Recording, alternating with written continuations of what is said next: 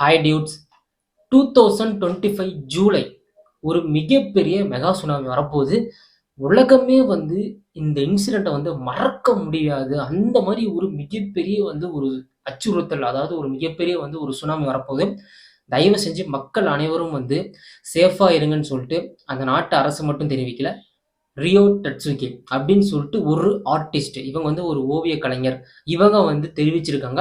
இவங்க வந்து ப்ரிடிக்ட் பண்றதுல வந்து சூப்பரான ஒரு ப்ரிடிக்டர். அதாவது ஃபியூச்சர் வந்து ப்ரிடிக்ட் பண்ணுவாங்கல்ல ஒரு சில பேர். ஸோ உங்களுக்கே தெரியும். பாபா வாங்க, அதுக்கப்புறம் வந்து நோஸ்ட்ராடமஸ், இவங்கலாம் வந்து ஃபியூச்சர் வந்து ப்ரிடிக்ட் பண்ணி ஒரு சில விஷயத்த சொல்லுவாங்கல்ல. அதே மாதிரி ரியோ டட்சுகி இவங்களும் ஃபியூச்சரை ப்ரிடிக்ட் பண்ணி ஒரு சில விஷயத்த வந்து சொல்லியிருக்காங்க. அதுவும் நடந்திருக்கு. அதுல மிக முக்கியமான ஒண்ணு, 2025 ஜூலைல நடக்க போகுது. ஒரு மிகப்பெரிய மெகா சுனாமி வரப்போகுது அப்படின்னு சொல்லிட்டு அவங்களோட புக்ல வந்து எழுதியிருக்காங்க. யார் இந்த ரியோ டட்சுகி? இவங்க சொன்னதெல்லாம் நடந்திருக்கா? அப்படின்றத இந்த வீடியோல நம்ம டீட்டெயிலா நம்ம பார்க்க போறோம். ஃபர்ஸ்ட் ஆஃப் ஆல், ஜப்பான் அரசு வந்து ஒரு 1 வீக் முன்னாடி வந்து ஒரு அறிவிப்பு வந்து அறிவிச்சிருந்தாங்க. மிகப்பெரிய சுனாமி வரப்போகுது. அதுக்கப்புறம் வந்து பூகம்பமும் ஏற்பட போகுது. இந்த இன்சிடென்ட் அப்ப ஜப்பான் நாட்டுல இருக்க மக்கள் தொகையில 10% வந்து குறைஞ்சிரும். அதாவது 10%னா ஒரு 3லிருந்து 5 லட்சம் பீப்புள்ஸ் வந்து உயிரிழக்க நேரிடும் அப்படின்னு சொல்லிட்டு ஜப்பான் அரசு வந்து தெரிவிச்சிருந்தாங்க. பட் ரியோ டட்சுகி இந்த இன்சிடென்ட் வந்து 2025ல ஜூலைல வந்து வரப்போகுது. ஜூலைல வந்து அவங்க எந்த டேட்டுன்னு மென்ஷன் பண்ணல. பட் கன்ஃபார்ம் வந்து ஜூலைல வந்து இந்த மெகா சுனாமி வந்து ஏற்பட போகுது.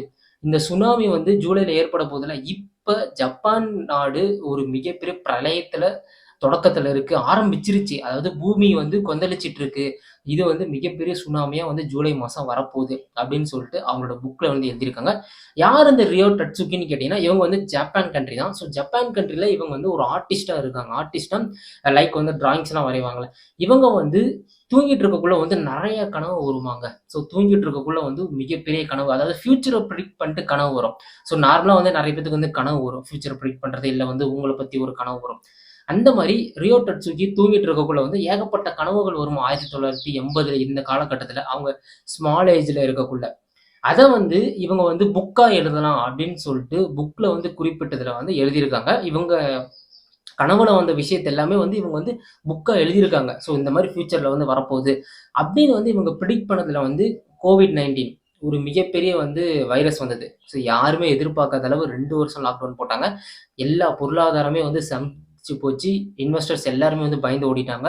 நாடே வந்து 2 வருஷம் வந்து வீட்டுக்குள்ளேயே அடங்கிட்டாங்க. ஸோ நெறைய பேத்துக்கு வேல போச்சு. உங்களுக்கே தெரியும், நெறைய உயிர்கள் இழந்தாங்க. இவங்க இத ப்ரிடிக்ட் பண்ணாங்க. 2019-20ல ஒரு மிகப்பெரிய வைரஸ் வரப்போகுது. இந்த வைரஸ் வந்து குறிப்பா சைனா, அதுக்கப்புறம் வந்து வூஹான் அந்த கண்ட்ரில தான் வந்து வரப்போகுது அப்படின்னு வந்து மென்ஷன் பண்ணாங்க. நடந்துருச்சா? அதுக்கப்புறம் 2011ல வந்து சுனாமி ஏற்பட்டது. ஜப்பான்ல வந்து சுனாமி ஏற்பட்டது. அந்த சுனாமில வந்து பாதி ஜப்பானே வந்து அழிஞ்சிருச்சு. இதையும் வந்து அவங்க வந்து கனவுல ப்ரிடிக்ட் பண்ணி அத வந்து அவங்க புத்தகத்துல எழுதியிருக்காங்க. இதுவும் நடந்திருக்கு. அதுக்கு முன்னாடி 1992ல வந்து இவங்க வந்து பிரின்சஸ் டயானா இருக்காங்கல்ல, இவங்க வந்து கண்டிப்பா வந்து உயிரிழப்பாங்க. இவங்க வந்து ஒரு நோயா வந்து அதாவது ஒரு நோய் ஏற்பட்டு அதுக்கப்புறம் வந்து உயிர் இழப்பாங்க அப்படின்னு வந்து சொல்லியிருந்தாங்க. அதுவும் வந்து 1997ல பிரின்சஸ் டயானா இருக்காங்கல்ல, ஸோ அவங்க வந்து HIV ரீதியா இந்த மாரி நோய் மூலியமா வந்து அவங்களும் உயிர் இழந்துட்டாங்க. ஸோ இந்த மாரி இந்த ரியோ டட்சுகி வந்து கனவுல வந்தத ஃபியூச்சரா வந்து கனவுல ப்ரிடிக்ட் பண்ணியிருக்கிறத ஒரு நோட்டா எழுதி வெளிச்சிருக்காங்க. அதுல வந்து நடந்திருக்கு. இப்ப 2025லயே அவங்க வந்து ப்ரிடிக்ட் பண்ணியிருக்காங்க. அப்படி அவங்க ப்ரிடிக்ட் பண்ணதுல ஜூலை மாசம் மெகா சுனாமி. இந்த சுனாமி வந்து ஜப்பான் கண்ட்ரி மட்டும் கிடையாதுங்க. ஜப்பான் சுத்தி இருக்க கண்ட்ரி தைவான், பிலிப்பைன்ஸ் இந்த மாரி கண்ட்ரியும் வந்து பாதிப்புக்கு உள்ளாகும் அப்படின்னு வந்து சொல்றாங்க. ஏசியா கண்ட்ரியும் வந்து பாதிப்புக்கு உள்ளாகும் அப்படின்னு வந்து அவங்களோட புத்தகத்துல வந்து எழுதியிருக்காங்க. இது வந்து கண்டிப்பா நடக்கும். பிகாஸ் இப்ப வந்து ஏப்ரல் வந்துருச்சு. மே, ஜூன், ஜூலை. ஸோ இன்னும் 2 மந்த்ஸ் தான் இருக்கு. ஸோ ஜூலை 2025 இந்த உலக நாடே வந்து மறக்க முடியாத நாளா இருக்க போகுதுன்னு சொல்லிட்டு அவங்க புத்தகத்துல மென்ஷன் பண்ணியிருக்காங்க. ஸோ சம் ப்ரிடிக்டர்ஸ நீங்க வந்து ஞாபகம் வச்சுக்கலாம். அதாவது நோஸ்ட்ராடமஸ் வந்து உங்களுக்கு தெரியும். அதுக்கப்புறம் வந்து பாபா வாங்க அவங்களுக்கு தெரியும். பிகாஸ் இவங்க வந்து 3000, 5000 வருஷத்துல வந்து என்ன நடக்கும் அப்படின்னு சொல்றத இவங்க வந்து ப்ரிடிக்ட் பண்ணி வச்சிருக்காங்க. அப்படி ப்ரிடிக்ட் பண்ணதுல பாபா வாங்க ஒன் ஆஃப் த பெஸ்ட் ப்ரிடிக்ஷன்னு சொல்லுவாங்க. பாபா வாங்க யாருன்னு கேட்டீங்கன்னா, இவன் சின்ன வயசுல இருக்கக்குள்ள வந்து மின்னல் அடிச்சு, இடி இடிச்சு இவரோட கண்ணு வந்து பறிபோனது.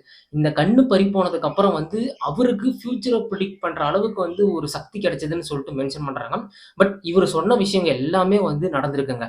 ஸோ லைக் வந்து இல்ல எலிசபெத் இருக்காங்கல்ல, ஸோ அவங்க வந்து டெத் ஆகுறதா இருக்கலாம். அதுக்கப்புறம் வந்து கோவிட் பேண்டமிக்கும் வந்து அவரு வந்து சொல்லியிருக்காரு. அந்த விதத்தில 2025ல பாமாவ அங்க பிரெடிக்ட் பண்ணதுல என்ன இருக்குன்னு கேட்டீங்கன்னா, ஃபர்ஸ்ட்டு எர்த்குவாக் அதிகமா வரும்னு அவர் வந்து பிரெடிக்ட் பண்ணியிருக்காரு.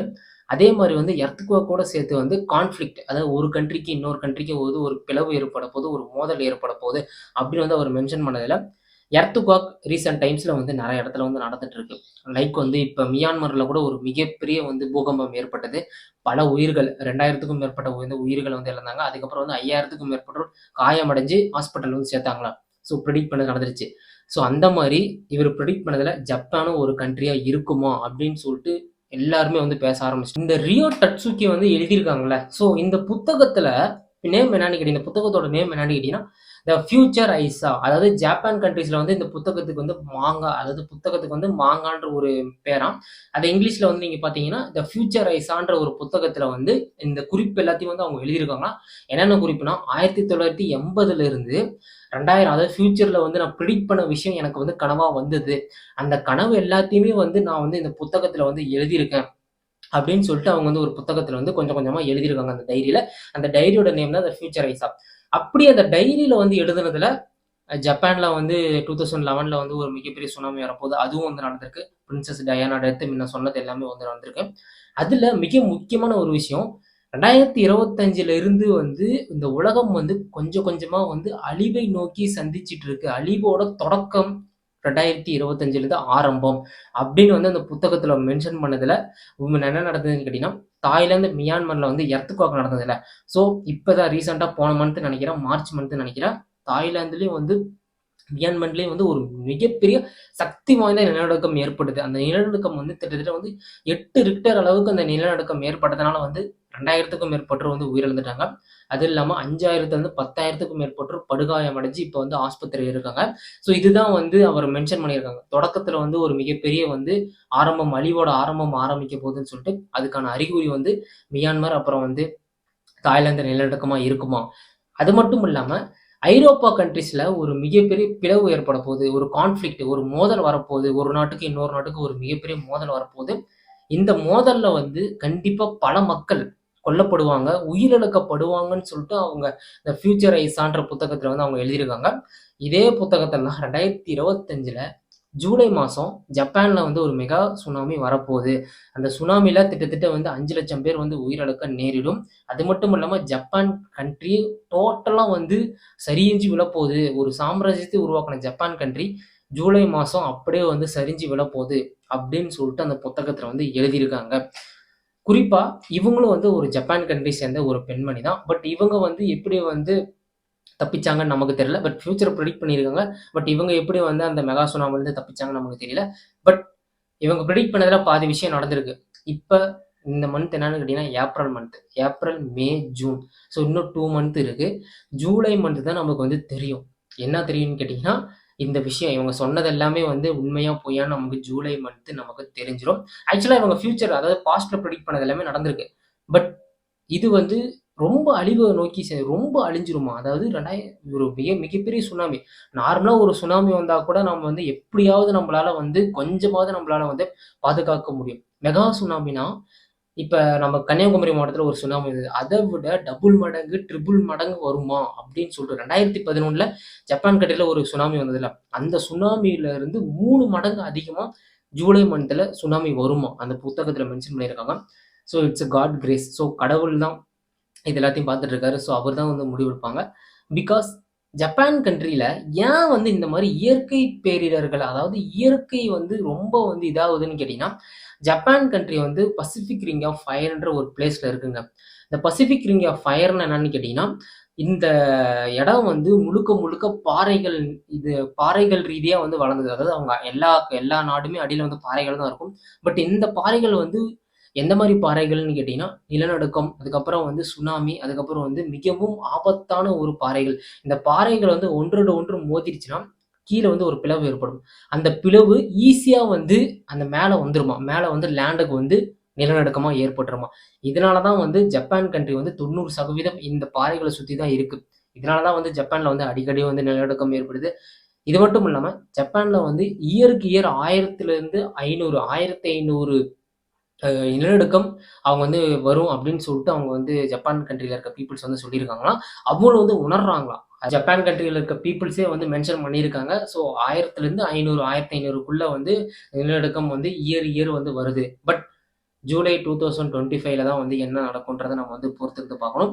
அதுக்கப்புறம் அந்த புத்தகத்துல அவங்க மென்ஷன் பண்ணது என்னன்னு கேட்டீங்கன்னா, 2025 தான் வந்து அழிவோடைய தொடக்கம். அதாவது இந்த உலகம் வந்து அழிவோடைய தொடக்கம் 2025லேருந்து ஸ்டார்ட் ஆகுது அப்படின்னு சொன்னதுல, மார்ச் மாசம் மியான்மர்லயும், அதுக்கப்புறம் வந்து தாய்லாந்துலயும் ஒரு மிகப்பெரிய வந்து எர்த்குவாக் நடைபெற்றது. யாருமே எதிர்பார்க்கல. எதிர்பாராத நேரத்துல வந்து சடன் போயிடுச்சு. ஒரு வித்தின் ஒரு 1 செகண்ட் தான் 2 செகண்ட்ல வந்துட்டு அப்படியே போயிடுச்சு. 2000 பேர் மட்டும் ஒரு 2000 பேர் வந்து உயிரிழந்துட்டாங்க. அதுக்கப்புறம் வந்து 1000லிருந்து 5000த்துக்கும் மேற்பட்டோர் வந்து படுகாயத்தில் அடைஞ்சு வந்து ஹாஸ்பிட்டல்ல இருக்காங்க. ஸோ இதெல்லாம் பார்க்கக்குள்ள வந்து நடந்துருமோ? ஜூலை 2025ல வந்து மிகப்பெரிய சுனாமி வந்து 5,00,000 பேர் வந்து உயிரிழந்துருவாங்களோ அப்படின்னு சொல்லிட்டு நமக்கு வந்து பீதியில இருக்கோம். ஸோ ஜப்பான் கண்ட்ரியும் வந்து பீதியில இருக்காங்க. பட் என்னதான் இருந்தாலும் வந்து ஜப்பான் வந்து டெவலப்பிங் கண்ட்ரீஸ். ஸோ 2011ல சுனாமி ஏற்பட்டது. பட் அதுலேருந்து மீண்டு இப்போ வந்து ஒன் ஆஃப் த டாப்பஸ்ட் கண்ட்ரியா இருக்காங்க இந்த வேர்ல்ட்ல. பட் திரும்ப வந்து சுனாமி ஏற்பட்டாலும் அவங்களால வர முடியும். அந்த அளவுக்கு வந்து டெக்னாலஜி இருக்கு. பட் என்னதான் இருந்தாலும் பாதி உயிர் மக்கள் வந்து போக போதில்ல. ஸோ இத நெனச்சா தான் வந்து நமக்கு வந்து கஷ்டமா இருக்கு. ஸோ நீங்க என்ன நெனைக்கிறீங்க? ஸோ இந்த ரியோ டட்சுகி சொன்னது வந்து நடக்குமா? நடக்காதான்றத கீழ கமெண்ட் செக்ஷன்ல கமெண்ட் பண்ணுங்க. இப்ப இந்த விஷயத்த பத்தி நீங்க என்ன நெனைக்கிறீங்க? ஸோ ஒருவேள வந்து சுனாமி வந்துருமா? வராதா? அப்படின்றத கீழ வந்து கமெண்ட் செக்ஷன்ல கமெண்ட் பண்ணுங்க. இந்த வீடியோ பிடிச்சிருந்தா மறக்காம லைக் பண்ணிருங்க, ஷேர் பண்ணிருங்க, சப்ஸ்கிரைப் பண்ணிருங்க நம்ம சேனல. அடுத்த ஒரு சூப்பரான வீடியோல நம்ம சந்திக்கலாம். அதுவரையும் let's chill. Tata bye bye. See you guys.